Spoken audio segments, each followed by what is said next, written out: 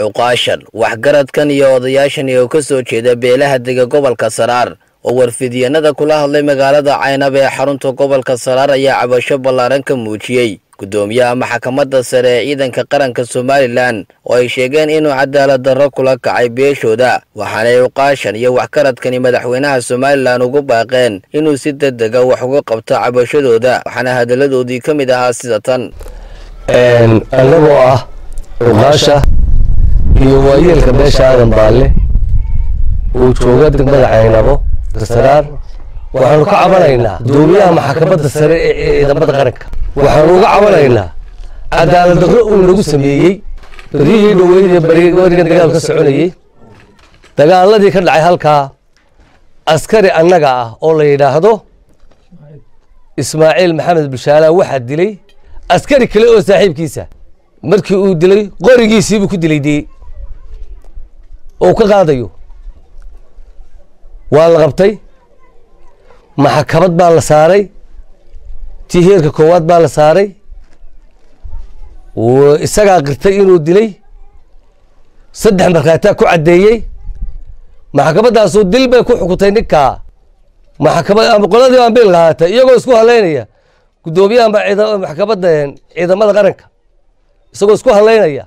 ayuu qaatay ambeel bay qaateen gudoomiyihii kiiskii la isaga madax ka ahaaye kii hore wad cagtu mariyay markhaatiyadii ku furay cagtu mariyay qiraalihiisii cagtu mariyay dilkiibuu ka jabiyey magtiina wuxuu leeyahay wuxuu yidhi muuse bixaa ku leedii halkaa waxaanu leenahay haddaanu anagu beesha aadan baalle anagu muuse bixi waxba kuma lihin una doonan mayno madaxweyne nooma haysida naga mag ninkayga ninkii dilay waa garanaynaa halkan waxaanu kaga cabanaynaa gudoomiyaha maxkamadda ciidanka qaranka kaga cabanaynaa dilkaa la soo sheegay ee marxuumka Ismaaciil Maxamed Bishaale ee ku dhintay haddii la yiraahdo jiida ku dhintay darajada koobaad dil bay ku xukuntay maxkamadda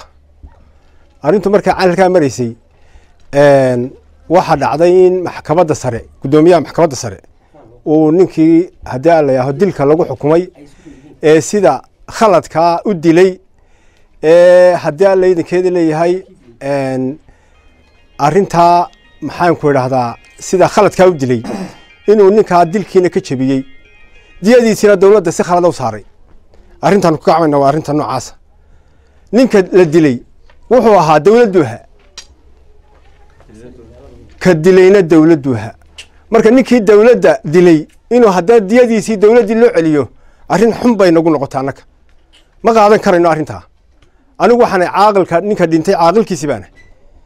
iyo cuntami weyday ninkii dawladda ahaa ee dawladda difaacayay ee qaranka ka midka ahaa inaan haddana dawladdii kiiskiisii loo celiyo aniga iyo cuntami weydi madaxweyne dawladna waxba kuma lihin adigana waxba kuma lihin mana qaadan karno arinta maxkamaddii darajada koowaad ee lagu xukumay warqadeedii lagu xukumay dilka waata waxa dilka jabiyay ninka in adeerkii oo maxkamadda sare ciidamada fadhiya yaa jabiyay xaqii ninka duudsiyay oo lumiyay meel aan lagu lahayna yiri waa lagu leeyahay waxaan leeyahay annagu waanu garanaynaa reerka ninka iyaga dilay waxaanu codsanaynaa dadka dadweynaha reer Somaliland ee walaalaha ee guryaha ku dhex jira inaan colaad la dhex dhigin madaxweyne alla kicin baanu codsanaynaa madaxweyne dawladda waxba kuma lihin haddii ay dawladdu sidaa raalli ka tahay daan loo raalli baanu ka xukuumaddu hadday dhibaato u baahan tahay anagu ma baahnin oo iyadu tii meesha la dhigay dadka dhibaataynayso dadweynaha ee shacabka ay isu geynayso hadday dani ugu jirto dee madaxweyne sidaa ku shaqee haddaan dani ugu jirinna waxaan leeyahay mudane madaxweyne maaha waxaanu cadaalad maaha anigu waxaan ahay marxuumka dhintay walaalkii madaxweyne waxaanu cabasho ka dhana gudoomiyaha maxkamadda sare ee ciidanka qaranka halka kugu soo gudbinayna sidaas darteed maxbuuskii ninka dilay waa la soo qabtay maxkamad baa la hor keenay maxkamadda darajada koobaad waxaanu hor keenay 3 markhaati oo ku furay ninkaas inuu ninka bareed u dilay qorigiisana ka qaatay dareyskana ka furtay sidii cadowga maxkamadda darajada koobaad markay u cadaatay in dambi bareed dhacay waxay xukuntay dil toogasho ah sidaa darteed caawaqa xumadii dhawaad ee dhacday waxay noqotay gudoomiyaha maxkamadda sare waxa uu laalay kiiska yidhina marxuumka diyana laguma leh gacan ku dhiglaha diyana laguma leh duyana laguma leh halkaana ha ka baxo ninka gudoomiyaha maxkamadda sare sidaa darteed madaxweyne wuxuu iska hor keenayaa ciidamada wuxuu iska hor keenayaa qabaayilka wuxuu iska hor keenayaa nabadgelyo darrada guddida nabadgelyada labada golob la socodsiinaya oo xukuumadda la socodsiinaya dhibaatada waa laga hortagaa lagama daba tago qofka dhibana ahay markuu isagoo dacwoonaya yimaado waxba loo qaban waayo walla allaala wadada uu danmoodu maraya cabdilaahi maxamuud muuse xudayfi wararka telefishinka caalamiga ee Ariel